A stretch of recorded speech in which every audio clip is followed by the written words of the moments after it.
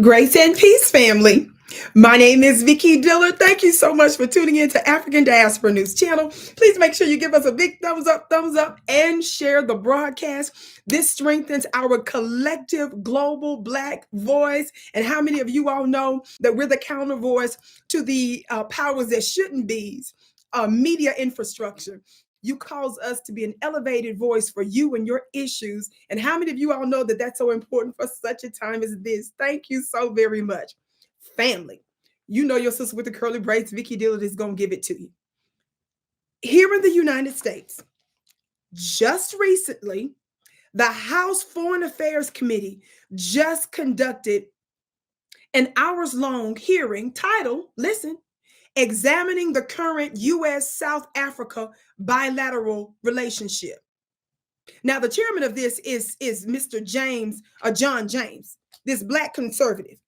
Now, you all, if you know anything about my commentary, you all know I'm always fussing and railing about the fact that how the United States, and of course, not just the United States, but particularly the United States, uses Black-faced people in order to do their dirty work. They hide behind them so that the Black person would be the face for white supremacy, just like Barack Obama was. He did nothing substantive for Black Americans, but he did everything for everybody else. Talk Black to me, somebody. Well, such is the case here. I've done coverage on South Africa. I've done back-to-back coverage on, most recently, how the U.S. ambassador, who is a Black man, Mr. Briggity, outrageously and libelously claimed that South Africa was shipping arms with Russia, and he even put his life on it. Well, we found out at the conclusion of President Ramaphosa's investigation, before the investigation, because the United States basically admitted that that was not true because he gave a half-hearted apology. But some months later, South Africa concluded an investigation that found absolutely no evidence that that was true. I want you to watch this clip of some of the hearing that took place here in the United States on South Africa and the United States bilateral relationship. Watch this. It's becoming clear that the African National Congress of today is no longer the party of Nelson Mandela. While the South African story is one of hope, reconciliation, and determination, the ANC today is motivated by perpetuating a system of elite capture built on corruption and increasing government dependence through its national democratic revolution. And while clearly deepening relations with the Chinese Communist Party and Putin's Russia. As a Black man, I carry the knowledge of my own country's historical burden of inequality. And as a conservative Black man, I understand that hard work, perseverance, and getting a shot pays off. That is clearly not the case in South Africa's ruling party, where nearly 30 years into ANC rule, the South African people are more dependent than ever on a state that fails to consistently provide even the most basic services and provides bad policy.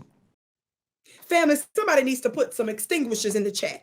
I'm trying to calm down and not scream. How dare you? He had the nerve to invoke the great Nelson Mandela and say that the ANC is no longer the party of Nelson Mandela. The African National Congress has been in power for some years now, I think since about 1994-ish. Now, of course, there are some clear changes in the ANC.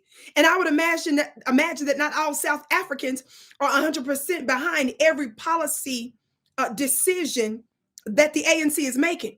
But you got to pay attention when the United States of America, who libelously claim that you were shipping arms to Russia, and when the United States of America ignored the entire continent, and by force, because of China's engagement and because of other engagement from other countries, the United States just held a half-hearted meeting in DC that resulted in absolutely nothing after decades of advising it to engage substantively with the continent.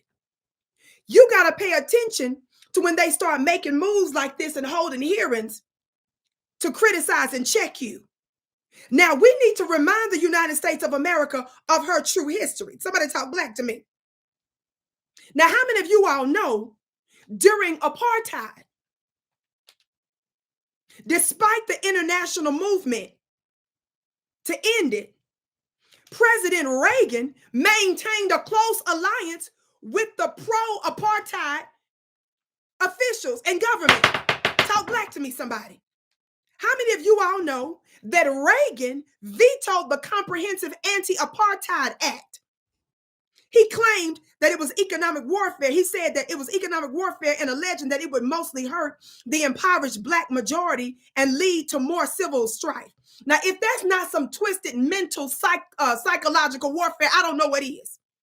He justified him keeping you in legalized slavery, similar to our Jim Crow here in the United States, by vetoing the Anti-Apartheid Act. Talk black to me, somebody.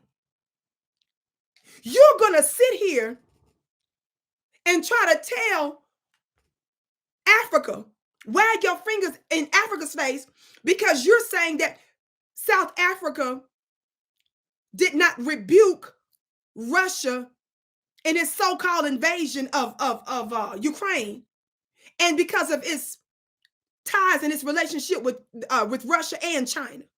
That's what this is about. And throughout this hours-long hearing, they brought up a number of other issues which I will discuss and cover at some point. But I want to tell you all, guess who supported during apartheid? Guess who supported South Africa's defense forces? Y'all want to take a guess? In addition to other African countries, how many of you all know that the Soviet Union supported them? And of course, Russia is not the Soviet Union, even though they like to claim that they are. But they were obviously a part of it at the time, though it's a total separate thing now. But guess who supported them? How were they on the right side of history? And the United States wasn't. We've got to remind you of the truth of the United States of America with your hypocritical self. Now, I live here, and I'm bringing up these things because I want my country to course correct. I don't want you to double down on your madness, which puts the entire society at risk. We're telling you to stop it while you can.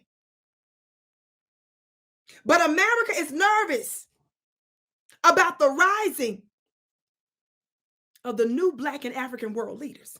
That's what this is about. And they're holding these hearings to wag her finger in her face, to threaten her in a quote unquote soft manner so that she would back down. When all you had to do, America, and when all you have to do is to do right and do justice. You know I'm going to stay on top of this. My name is Vicki Dillard. Be sure to check out my website for my upcoming Ancestrals webinar at VickiPlanet.com. That's VICKI Planet.com. Beloved, I teach people about their supernatural power, and the stuff that we're talking about today, about how we are rising, it's no accident. There is a seen government, and then there's an unseen government. I'm going to teach you how to tap into the unseen government so that we can add the super to our natural, so that we can rule with righteousness and justice for such a time as this. Again, go to VickiPlanet.com. Join my email list so that you're alerted when the date is released. I can't wait to see you again.